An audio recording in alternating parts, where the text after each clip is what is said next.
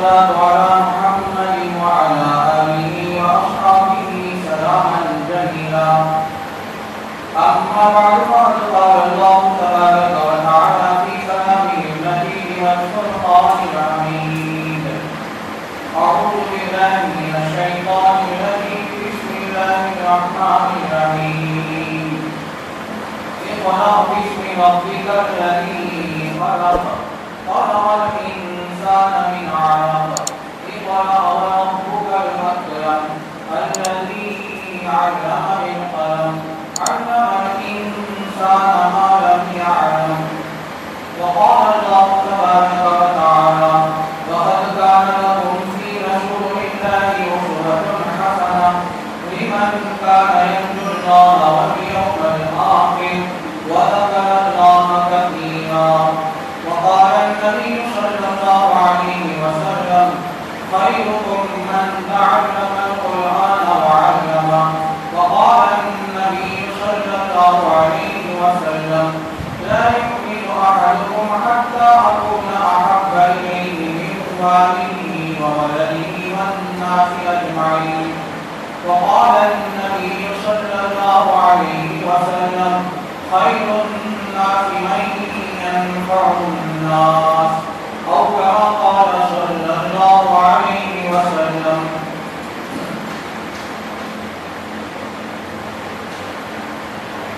اللہ تبارک و تعالیٰ کا بے انتہا کرم و احسان ہے، اسی کا فضل اور شکر ہے، اسی ذات وحدہ لا شریک نے ہم سب کو ہمارے نبی حضرت محمد رسول اللہ صلی اللہ علیہ وسلم کی امت میں پیدا فرمایا۔ درود اور سلام نازل ہو ہمارے آقا تاجدار مدینہ محمد نبی محمد مصطفیٰ صلی اللہ علیہ وسلم پر، ان کے آل اور ان کے تمام اصحاب پر ہو۔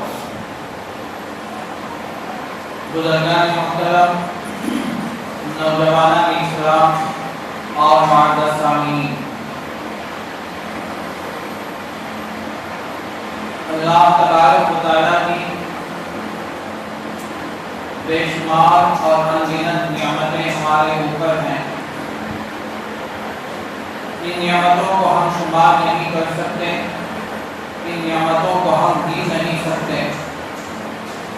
خود اللہ تبارک و تعالیٰ نے قرآن میں فرمایا: وَإِن تَعُدُّوا نِعْمَتَ اللَّهِ لَا تُحْصُوهَا۔ اگر تم اللہ کی نعمتوں کو گننا چاہو، شمار کرنا چاہو، گن نہیں سکتے۔ اللہ تعالیٰ کی ان بڑی نعمتوں میں سے ایک نعمت اللہ نے ہمیں جو عطا فرمایا وہ تعلیمات محمدی ہے۔ اللہ کے نبی صلی اللہ علیہ وسلم کی تعلیمات ہیں۔ اللہ کے نبی صلی اللہ علیہ وسلم کی تعلیمات 1400 سال سے لے کر آج تک اور انشاءاللہ قیامت تک باقی رہے گا کہ اللہ کے نبی صلی اللہ علیہ وسلم نے قرآن کے ذریعے سے جو ہمیں علم عطا فرمایا، اللہ کے نبی صلی اللہ علیہ وسلم نے احادیث کے ذریعے سے جو ہمیں علم عطا فرمایا، اللہ کے نبی صلی اللہ علیہ وسلم نے اپنے طریقے اور سنتوں سے جو ہمیں علم عطا فرمایا، وہ علم اور وہ طریقہ ہمارے لیے اسوہ حسنہ ہے، اس دن کی اسوہ حسنہ ہے جس دن یہ دین اور اسلام آیا تھا، اور آج بھی یہی دین اسوہ حسنہ ہے، اور قیامت تک کے لیے بھی یہی دین ہمارے لیے اسوہ حسنہ ہے۔ اللہ کے نبی صلی اللہ علیہ وسلم کی تعلیمات کوئی معمولی تعلیمات نہیں ہے، کہ جس کی زندگی کے اندر اللہ کے نبی صلی اللہ علیہ وسلم کا طریقہ اور آپ صلی اللہ علیہ وسلم کی تعلیم آ گئی، ان کی زندگیاں بدل گئی، ان کی زندگیوں کے اندر تبدیلی آ گئی۔ اللہ تبارک و تعالیٰ نے انسان کو جاہل بنایا۔ جب بچہ پیدا ہوتا ہے وہ بالکل ان پڑھ جاہل پیدا ہوتا ہے، وہ کچھ نہیں جانتا۔ اس کو بھی قرآن میں اللہ نے فرمایا سورہ نحل کے اندر 14 پارے میں: هو الذي أخرجكم من بطون أمهاتكم لا تعلمون شيئا، وہی وہ ذات ہے جس نے تم سب کو تمہاری ماں کے پیٹوں سے نکالا، لا تعلمون شيئا، تم کچھ نہیں جانتے تھے، وجعل لكم السمع والابصار والافئدہ لعلکم تشکرون. اسی نے تمہیں سننے کی طاقت، بولنے کی طاقت، سمجھنے کی طاقت تمہیں اس نے عطا کی ہے تاکہ تم اس کو شکر ادا کرو. تو اللہ تعالیٰ نے انسان کو جاہل بنایا، تو بالکل ان پڑھ بنایا اور کچھ نہیں جانتا تھا. جب بچہ دنیا کے اندر آتا ہے، ماں کے پیٹ سے نکل کر دنیا کے پیٹ میں آتا ہے، صرف ایک ہی بات جانتا ہے اور ایک ہی چیز جانتا ہے، اسے رونا ہے. صرف بچہ روتا ہے، اسی رونے سے وہ اپنی پوری ضرورت پوری کر لیتا ہے. اسے بھوک لگتی ہے تو روتا ہے، تو ماں اسے دودھ پلا دیتی ہے. پیاس لگتی ہے تو وہ روتا ہے، ماں اسے پانی پلا دیتی ہے. تو اپنی تکلیف ہو تو وہ روتا ہے، ماں اس کی تکلیف کو دور کر دیتی ہے.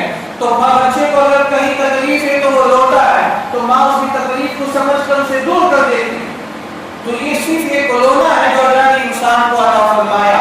تو اللہ تعالیٰ نے انسان کو تو جاہل پیدا کیا، لیکن اللہ تعالیٰ نے اسباب علم عطا فرمائے. علم حاصل کرنے کا اسباب، علم حاصل کرنے کے ذرائع، علم حاصل کرنے کے راستے اللہ تعالیٰ نے عطا فرمائے. وجعل لكم السمع، سننے کی طاقت، والابصار، دیکھنے کی طاقت، والافئدہ، سمجھنے کی طاقت اللہ تعالیٰ نے عطا فرمائے. یہ تین طاقتیں ایسے ہیں جو انسان کو عطا فرمایا ہے. تو پہلا انسان سنتا ہے، آوازوں کو سنتا ہے، آوازوں کو سن کر سمجھتا ہے یہ آواز کس کی ہے اور یہ آواز کیوں آ رہی ہے، یہ آواز کا مقصد کیا ہے، اس آواز کا منشا کیا ہے. تو پہلے آدمی سن کر علم حاصل کرتا ہے، پھر اس کے بعد دیکھتا ہے، تو دیکھ کر آدمی کو علم حاصل ہوتا ہے. تو دیکھتا ہے کہ یہ چیز کیا ہے، یہ چیز ایسے کیوں ہے، یہ چیز اتنی خوبصورت کیوں ہے، یہ چیز اتنی موٹی اور لمبی کیوں ہے، اس چیز کی کیفیت یہ کیوں ہے.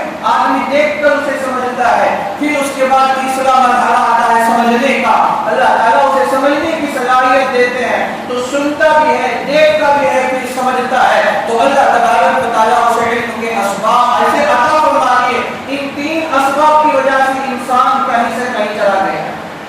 آج انسان کے پاس علم ہے، آج انسان کے پاس معلومات ہے، آج انسان کے پاس ہنر ہے، آج انسان کے پاس صلاحیتیں ہیں، آج انسان کے پاس بہت ساری ٹیکنالوجی ہے، آج انسان کے پاس سائنس ہے، آج انسان کے پاس بہت ساری چیزیں ہیں، آج انسان کے پاس بڑی بڑی مشینری ہے، آج انسان کے پاس ایسی تیز رفتار گاڑیاں ہیں جسے آدمی سیکنڈوں کے اندر صحیح سے پہنچ سکتا ہے. آج انسان کے اندر ایسی ٹیکنالوجی اور ایسی مشین ہے کہ وہ آواز کو ایک لمحے کے اندر یہاں سے لے کر وہ امریکہ تک بات پہنچا سکتا ہے، یہاں سے لے کر ایک میسج کو امریکہ تک پہنچا سکتا ہے. ایسے ٹیکنالوجی انسان نے جو ایجاد کی ہے انہی تین اسباب کے ذریعے سے اللہ تعالیٰ نے تین چیزیں عطا فرمائے. تو پہلے آدمی سنتا ہے، پھر دیکھتا ہے، پھر بولتا، پھر سمجھتا ہے. اسی ترتیب کے ساتھ اللہ تعالیٰ نے انسان کو پیدا فرمایا. دنیا کے اندر اس کی کوئی ترتیب دوسری نہیں. اور میں مفتی شفیع صاحب رحمۃ اللہ علیہ نے تفسیر معارف القرآن کے اندر لکھتا ہے کہ جب بچے کو بچہ پیدا ہوتا ہے تو وہ کچھ نہیں جانتا، اس کی آنکھیں بھی بند ہوتی ہیں. 40 دن تک وہ کسی کو نہ دیکھتا ہے نہ سمجھتا ہے، صرف آوازیں سنتا ہے. پہلے وہ ماں کی آوازوں کو سنتا ہے، باپ کی آوازوں کو سنتا ہے، اور اس کی جو قریبی رشتے دار ہے، نانی نانا ہے، دادا دادی ہے، یا اس کے چچا ماموں تایا ہے جو قریبی ہے، اس کی بھائی بہن ہے، گھر کے افراد ہے، ان آوازوں کو وہ سنتا ہے. سب سے زیادہ جن آواز کو وہ سنتا ہے وہ ماں کی آواز کو سنتا ہے. ماں اسے اپنی سینے سے لگاتی ہے اور اسے پیار کرتی ہے، اسی دل بہلانے کی باتیں کرتی ہے، محبت و پیار کی باتیں کرتی ہے. ایک ہی آواز، ایک ہی قسم کی آواز اس کے کانوں سے ٹکراتی ہے. اب وہ بچہ فیصلہ کرتا ہے ہو نہ ہو یہ آواز میرے خاص کی ہے، وہ ہے میری ماں.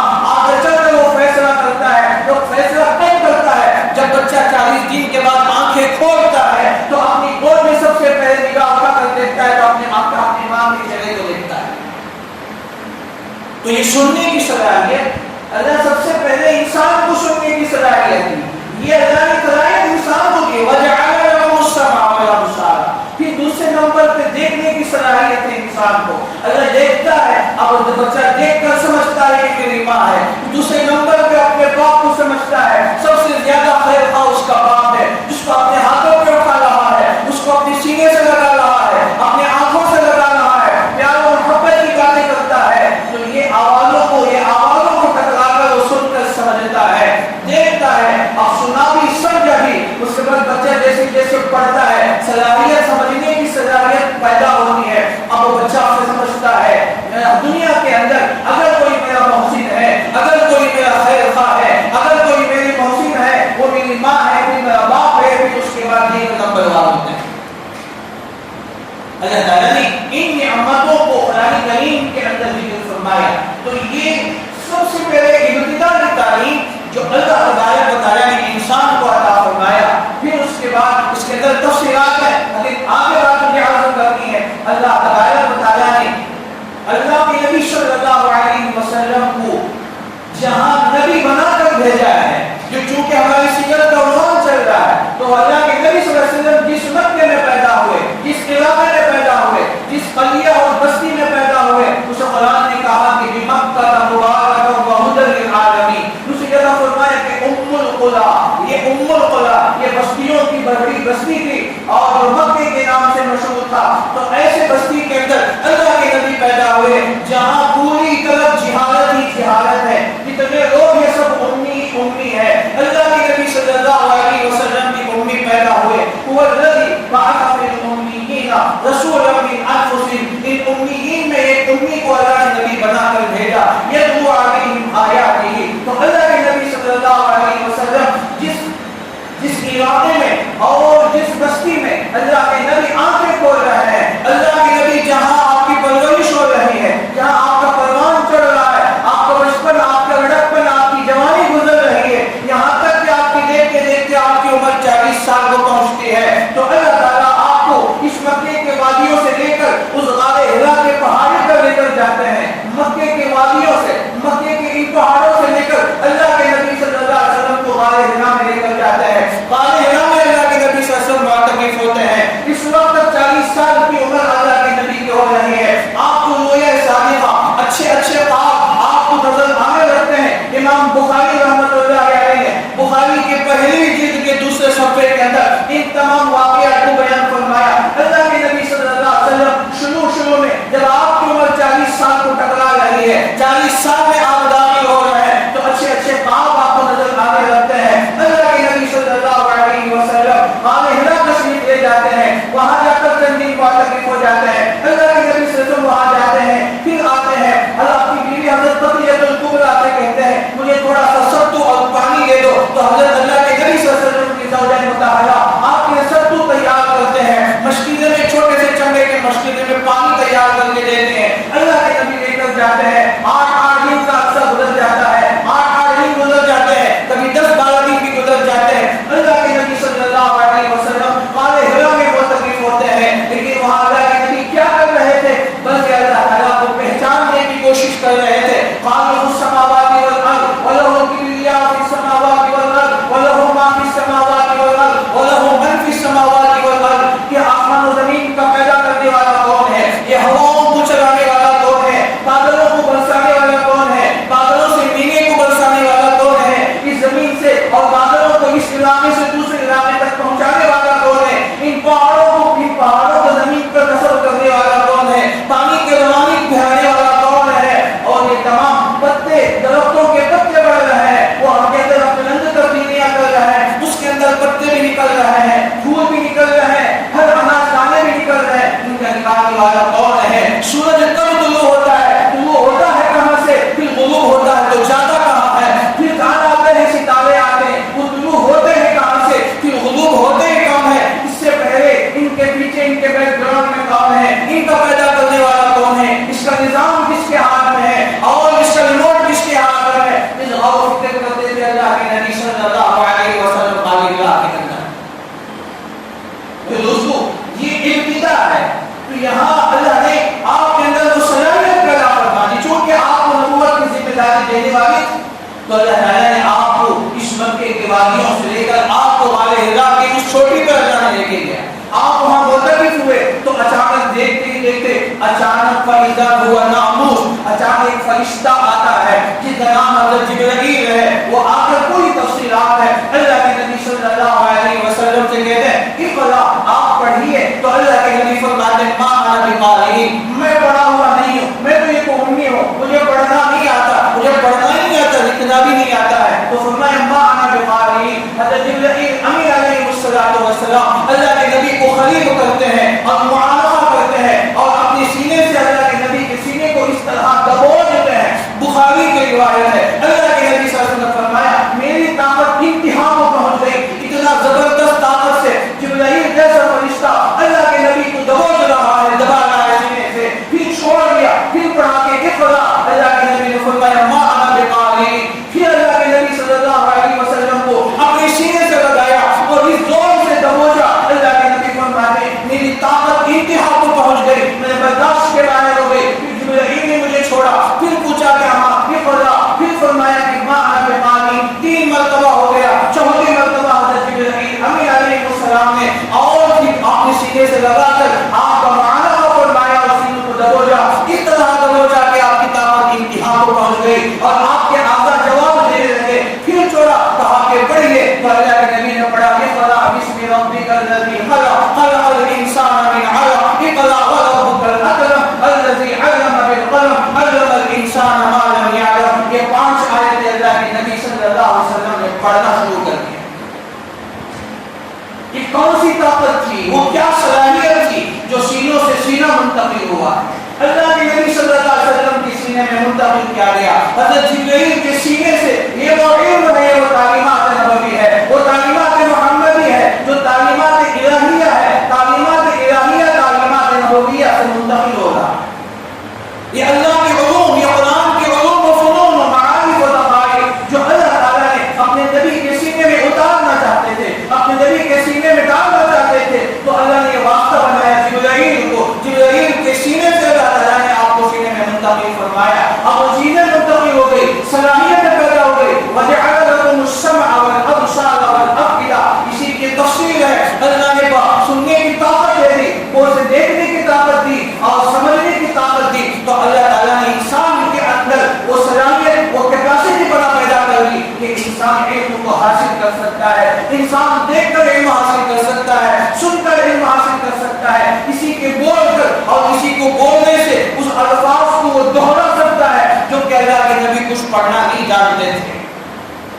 دوستو واقعہ تو کوئی نیا نہیں, تو واقعہ تو مشہور واقعہ ہے. اللہ کے نبی صلی اللہ علیہ وسلم کو اس طرح آپ کو نبوت کی ابتدا کی گئی. یہ تعلیمات محمدی ہے. اللہ کے نبی صلی اللہ علیہ وسلم کی کیفیت بدلی ہوئی تھی. اس کیفیت کے ساتھ اللہ کے نبی بڑی تیزی کے ساتھ غار حرا سے نیچے تشریف لائے اور بڑی تیزی کے ساتھ اور قدم تیز تیز رکھتے ہوئے اللہ کے نبی صلی اللہ علیہ وسلم اپنے گھر کے اندر داخل ہوئے. حیران تھے, چہرہ آپ کا متغیر تھا, چہرے سے پریشانی کے آثار تھے. سیدھے ہم گھر کے اندر داخل ہو گئے. اللہ کے نبی لیٹ گئے اور اپنی بیوی سے فرمایا زملونی زملونی زملونی, میرے اوپر چادر ڈال دو, میرے اوپر چادر ڈال دو. یہ وہ کیفیت تھی جو علم جب آتا ہے تو کیفیتیں بدل جاتی ہیں. وہ علوم جب منتقل ہوتے ہیں تو انسان کے اندر وہ کیفیت بدل جاتی ہے. اللہ کے نبی صلی اللہ علیہ وسلم کی یہ کیفیت دیکھ کر اما جان حضرت خدیجہ رضی اللہ عنہا نے آپ کے اوپر 2-3 چادریں اوپر بڑھا دی اور آپ کے اندر گھبراہٹ والی کیفیت تھی. امام بخاری رحمۃ اللہ علیہ نے جلد نمبر 1 میں پہلے دوسرے صفحے کے اندر سوال کو فرمایا یہ علم ہے جو اللہ تعالیٰ نے ہمیں عطا فرمایا. یہ علم کی ابتدا لفظ اقرا سے ہوا. لفظ اقرا اقرا آیا بھی آپ پڑھیے 2 مرتبہ اللہ فرمایا اقرا بسم ربک الذی اقرا وربک الاکرم. اے نبی آپ پڑھیے, آپ کا رب بڑا اکرام والا ہے, آپ کا رب بڑا عظیم ہے, بڑا اکرام کرنے والا ہے. الذی خلق, جس نے آپ کو پیدا فرمایا. خلق الانسان من علق, جس نے آپ کو خون کے لوتھڑے سے پیدا فرمایا. علم الانسان ما لم یعلم,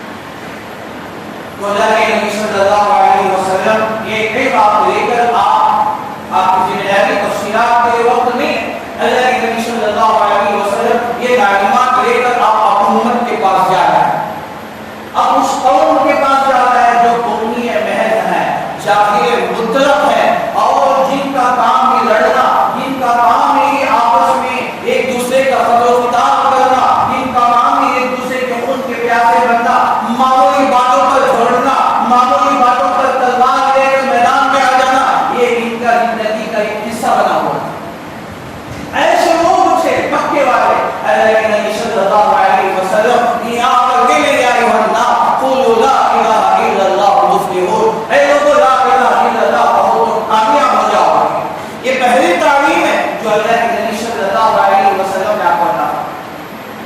تو آپ یہ تعلیم منتقل کر رہے ہیں، امت یہ تعلیم کو اللہ کے نبی صلی اللہ علیہ وسلم منتقل فرمایا، یا ایھا الناس قولوا لا الہ الا اللہ تفلحون۔ یہ کہنا تھا، آپ سب جانتے ہیں، شعب الحدیث کے بھی لکھا ہے، وہ سب کے سب آپ کے دشمن ہو گئے۔ اب تک جو آپ کو صادق الامین کہتے تھے، محمد صادق الامین سے آپ مشہور تھے، محمد صلی اللہ علیہ وسلم صادق تھے، سچے تھے، اور اپنی باتوں میں اپنے کام میں بڑے امین امانت دار تھے۔ لیکن جب آپ نے یوں فرمایا کہ لا الہ الا اللہ کہو، تو یہ تعلیم سب سے پہلے آپ نے دی، تو آپ دشمن ہو گئے آپ کے۔ ان کی دشمنیاں بڑھتی گئی، کیسے ہوتے گئے، اور ایک ایک دو دو اسلام کے اندر داخلی تفصیلات آپ جانتے ہیں، آگے مجھے آپ کے سامنے عرض کرنی ہے۔ یہ تعلیمات نبویہ کیسے انسانوں کی زندگی کو بدلتا ہے۔ اب اللہ کے نبی صلی اللہ علیہ وسلم دین بدین کام کرتے ہیں، چھپکے چھپکے لوگوں کو دعوت دے کر ابو بکر مسلمان ہو گئے بڑے آدمیوں میں، بچوں پہ حضرت علی، غلاموں پہ زید بن حارثہ، عورتوں پہ حضرت خدیجہ، اور اس طرح ایک ایک چھوٹی چھوٹی جب آدمی مسلمان ہوتے چلے گئے۔ روزانہ ایک دو اسلام کے اندر داخل ہوتے رہے، یہاں تک کہ ایک چھوٹی سی مختصر سی جماعت بن گئی مسلمانوں کی۔ تو اللہ کے نبی صلی اللہ علیہ وسلم نے ان کو ایک جگہ جمع فرمایا تاکہ کچھ تعلیمات دیں۔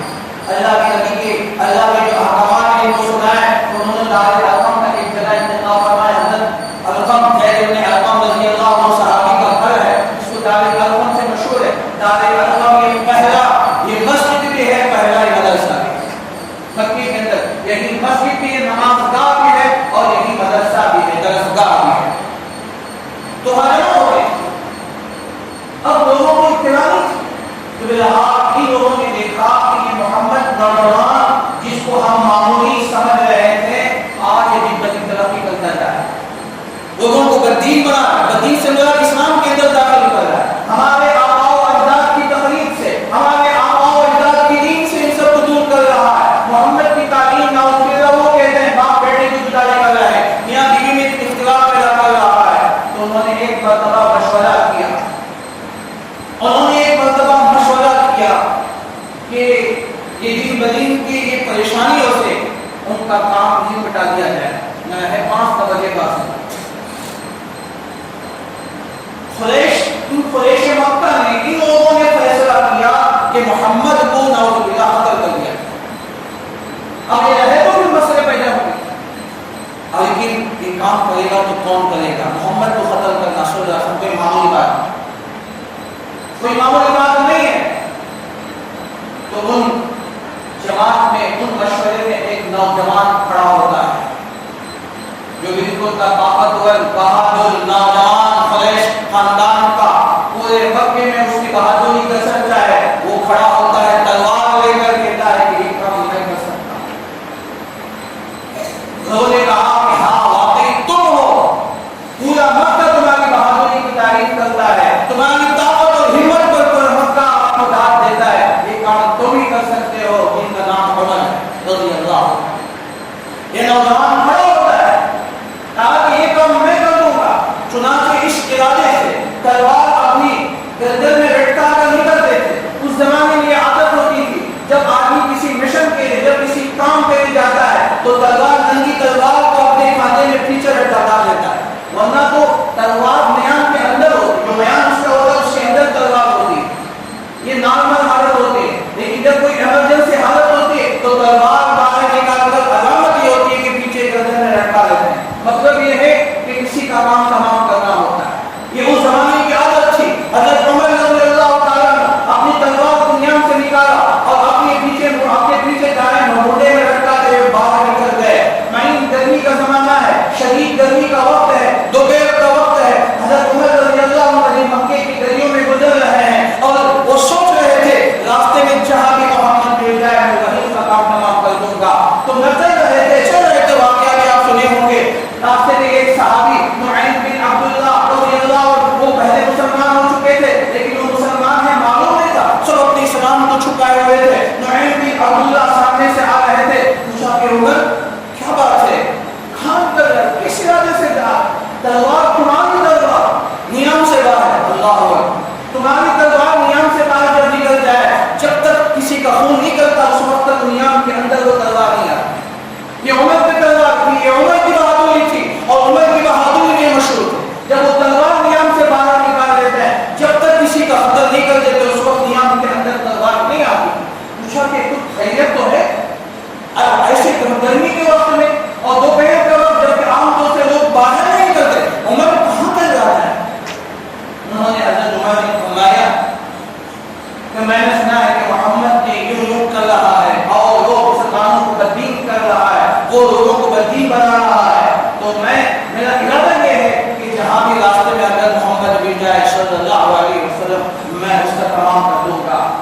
نعیم بن عبداللہ نے فرمایا محمد کی بات تو بات کی، پہلے اپنی گھر کی تو خیریت رہے، تمہارے بہن بہنوی، تمہارے بہن سعید رضی اللہ عنہ وہ مسلمان ہو گئے، تمہاری بہن حفصہ بنت خطاب وہ بھی مسلمان ہو گئی ہے، تم کہاں جا رہے؟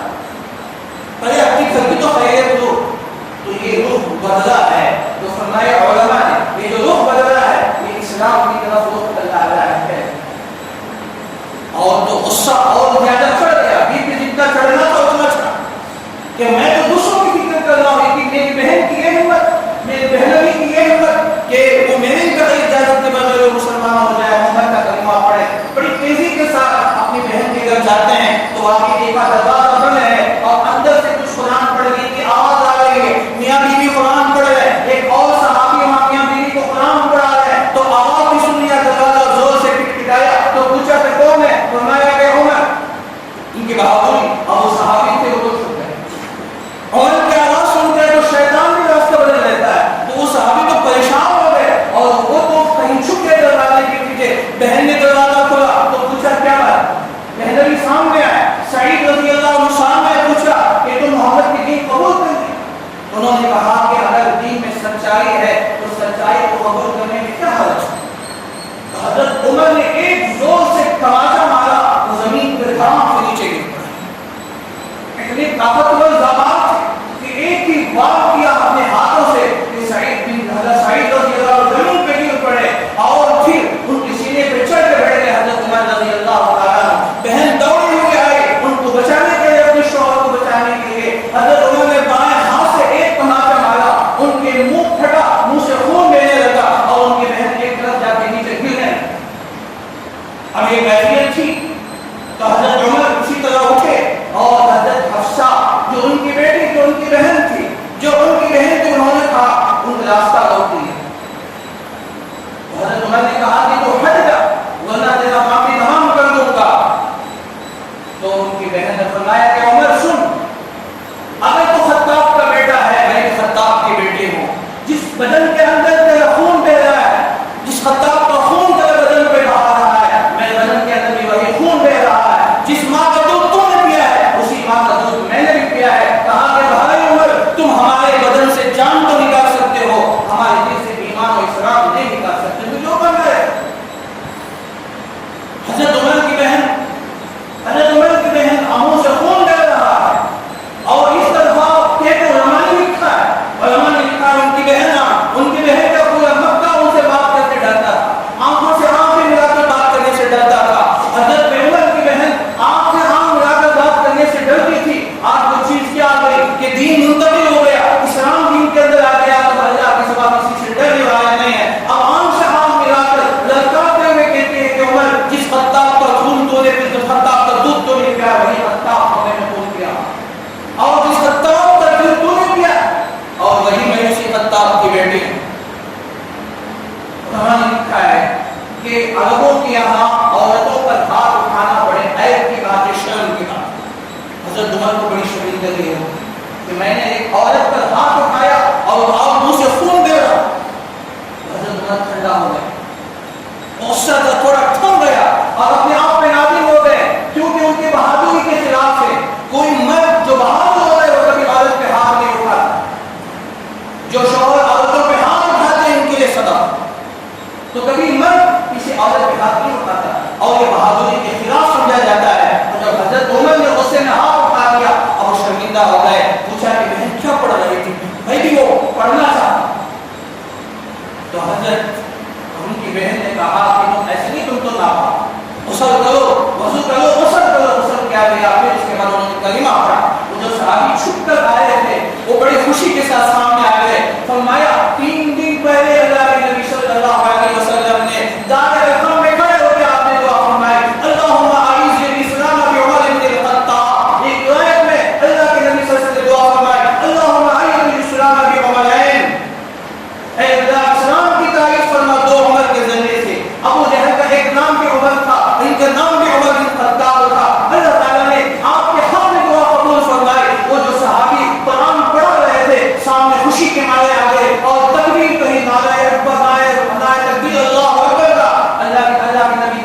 فرمائی تو پھر وہاں سے لے کر آئے اور اللہ کے نبی صلی اللہ علیہ وسلم کے پاس دار ارقم پہ آئے تو سب مسلمان ہو گئے. یہ واقعہ مجھے آپ کی کرنا ہے. حضرت عمر جیسی شخصیت جو بہت سخت تھے, ان سے زیادہ کوئی سخت نہیں تھا.